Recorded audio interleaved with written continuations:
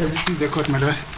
I've got instructions from Mr. Mncube that before I commence with my cross-examination, he has got a request to make before court. And if that request is not been acceded to, then I should bring a formal application. What request is it? I am saying, Yeah. Mr. Mncube instructs me that before I commence with the cross-examination, he's got a request through me to make to this court. And that in an event that that request has not been acceded to, then he would request me to make a formal application. What's the request, sir? Thank you, sir. Thank you, my lord.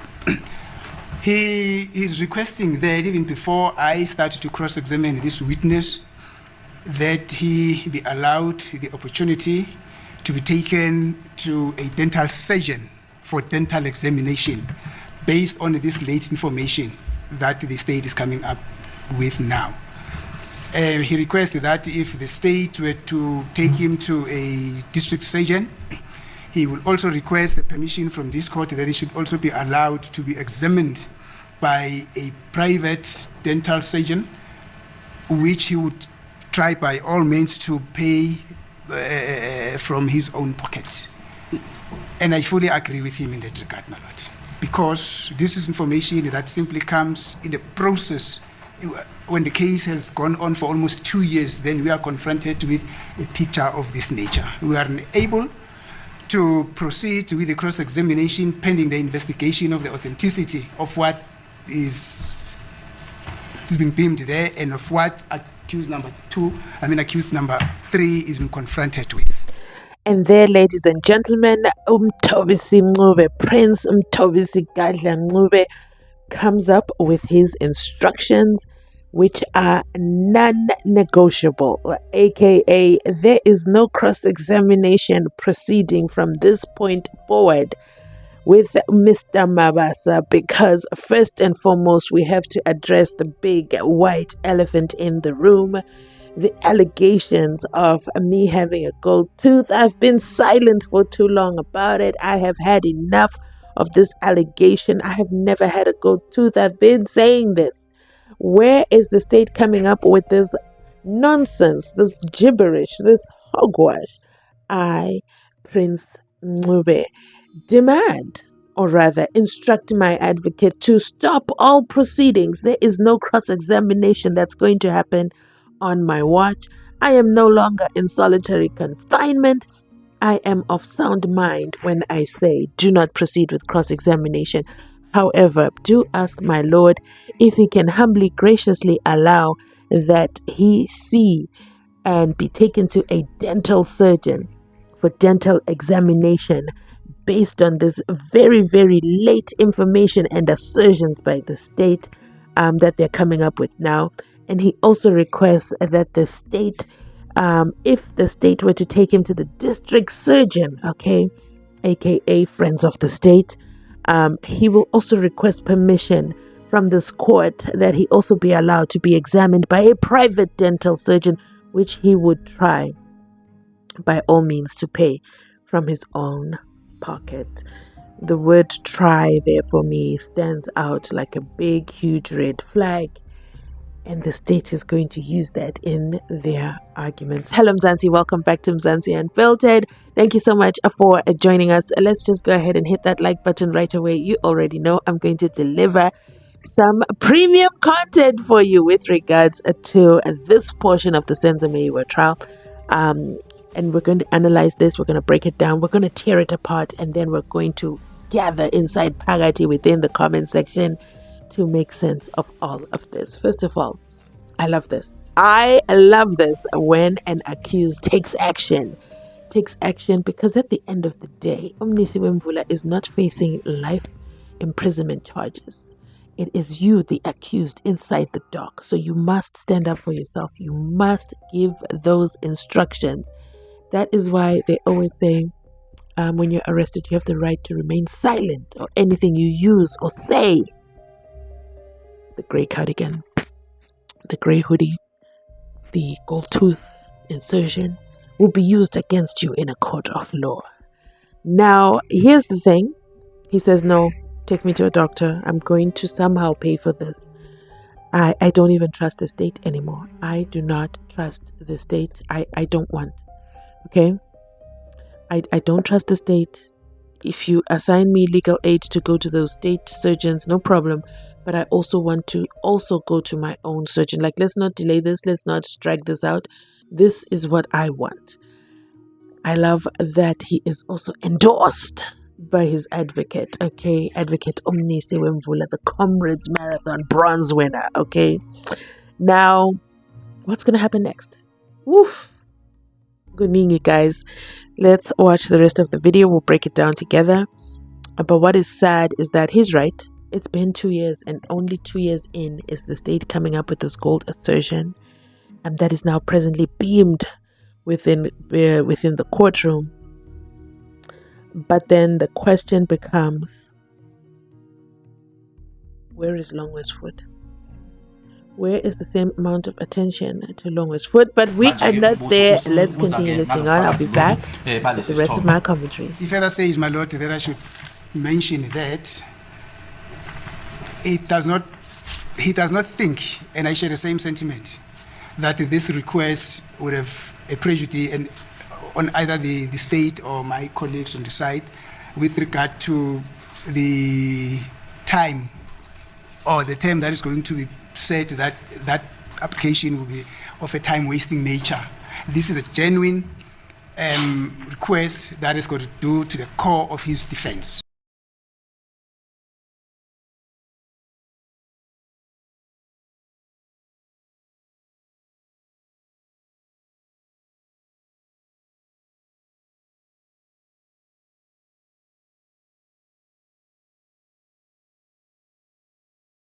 This is based, my lord, simply on his understanding that will come up when I start to cross-examine Mr. Mabasa here. But suffice it for now that he requested me to bring that request to the court, my lord. It's an application or a request? I've said it's an application which I understood to have been, actually it's a request for status which I understood to have been an indulgence, my lord. But failure which, then I'll have to bring a formal application. What does the law say? Does it say a litigant can ask or make a request? I just want to understand, that's it. Is it a request or an application? Because as it is, we have a witness who's supposed to be cross-examined. Yes, please. You're making an application that it should not be cross-examined until that request, as you say, is complied with. Yes, my lord. Okay, fine. Yes. Let's hear Mr. Ramsipidi. May I approach in the meantime, my lord? As it pleases the court, my lord, from my perspective, I would not object, given the late disclosure of this photograph that depicts Mr. Mncube with what appears to be a gold tooth on the upper quadrant of his left jaw.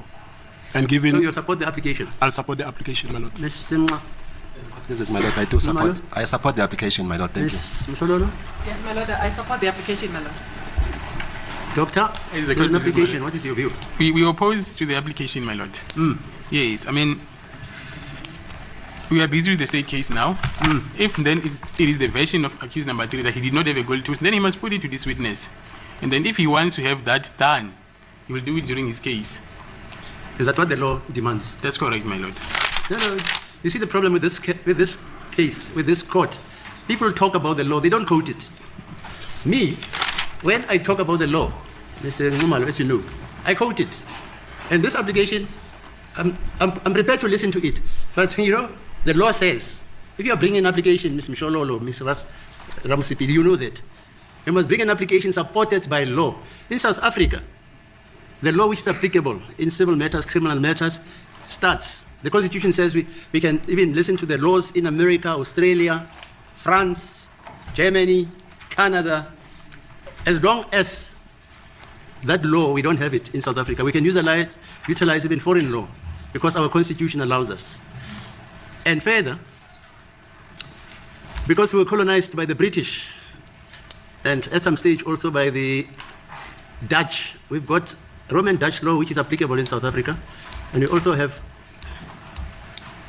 British or English law applicable in South Africa. So I want to listen to that application supported by the law. I'm not against anything. Me, I'll never make a request which comes from wherever, without me saying, like when I was telling you what the law says about inadmissible evidence. I read it, here it is. And then the law is quoted. And I quoted South African law, State versus Arcats 1946, 71 to 78, Watermeer. Then I quoted State versus Mpanza, 1915 AD 348 to 352, and Art versus Torpedo, 1920, 58 to 62. I also quoted R versus Matthews and another, 1961 SA 752A. I even quoted that law, State versus Watermeer, 1972, 2, which I gave you the citation of all of you. So I don't have a problem there. Mr. Mnisi can bring his application and quote the law to me, and if we don't have that exigency in South African law, he can go to Canada, he can go to Australia, he can go to Germany, he can go to the United States and quote that law. And you know, I did a case the other time. It was concerning two youngsters. Apparently, it was alleged that they are members of ISIS and they were trained in Syria and they sabotaged Jewish premises and shops in South Africa. But that law was predicated on the United Nations Council's laws. It wasn't based on South African law. And some of the councils there brought me law which pertains to decisions of the International Court of Justice and decisions of the Security Court pertaining to South African law, which was domesticated in order to apply to South Africa. So there's no problem about that. How do you see it? Because you are saying it's not done. What? You also must come with citations that it is not done. It's not enough to say it is not done. You must tell me in terms of this case, this is what Sobukwe said. That as a query.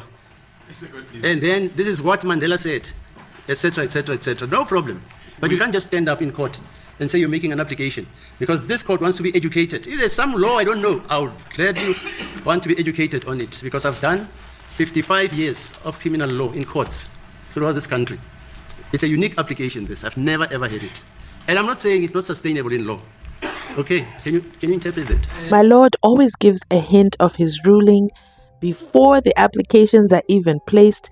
He did this as well when the application was put through for the recalling of Umabasa and Ndlovu. Okay, now he has just already told us, so we already know the application is going to be rejected. Okay, unless by some miracle the defense come back with citations from the Americas. Where else did he mention? He mentioned many places. Let's see the places that he mentioned. America, Australia, France, Germany, and Canada. Funny that Germany is on the list, but we are not there. We are not there. So he says, you know what? I've been in the courts, the criminal courts, for 55 years. I haven't seen this law. I've never ever heard of such an application, but I am not closed to being educated. Educate me in law. Let me see what you guys come up with, the best thing that you can do. Why do I get the feeling that he knows there is no such law? Why do I get the feeling? Anyway, he's going to rule no. What will happen then? Should the defense have waited for the defense case to bring up this tooth examination in dun? Let me know your thoughts in the comment section down below. But in the background, you can see Mthobisi Mncube speaking with Mnisi Wemvula very, very passionately about it. Okay, he's very, very passionate. And this is not our first time seeing Mthobisi Mncube place an application. He did this already with the solitary confinement, and he got out of solitary confinement. So now let's see if he will get out of this golden tooth debacle. Let's continue listening on. I'll be back with the rest of my commentary. Okay, so when do you want to launch the application, Mr. Mncube? I mean, Mnisi. I'm not certain, my lord, because how many days, how many weeks you want? This court is very amenable. Let's come back on next week Monday, my lord. Yes. So what is it? Yes. Next What is week, today? Monday. Thursday, my lord. So Monday today, Tuesday. Monday is a public holiday. We're observing the Youth Day, so we'll come back on Tuesday. Is that enough for you, sir? I think that will be more than enough. Is that enough for you, Mr. Ramsey? Even you also. You're saying you're supporting the application, you must bring your own heads of argument. Mr. Ngumalo, Ms. Jololo, supported by authorities. You can have recourse, like I say.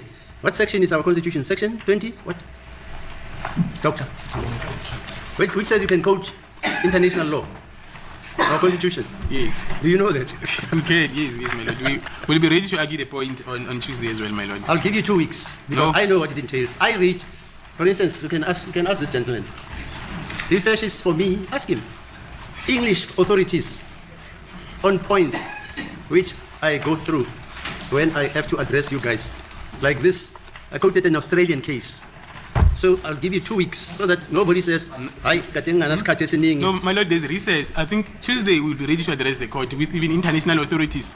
Is it enough Tuesday, everybody? It's enough, my lord. Enough? Okay, we postpone to Tuesday then. What will be the date? 17th of June. Of June, fine. Okay. Can the court inquire from the witnesses is available? Yeah, that's the point.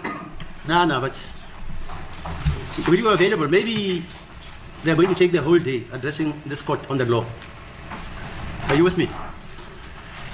They're going to address and Mr. Ramasipidi, Ngumalo and Ms. Mshololo, they're also going to address, and thereafter you have to respond, right? That's correct, my lord. And thereafter they have got to reply. Is that how the law works in South Africa? So there will be an address, a response, and a reply. Is that so? That is so, my lord. Fine. That's why I say maybe you won't even be called upon to. Then this court, after that, has got to read the response, the reply, and the application and come with an order. Okay?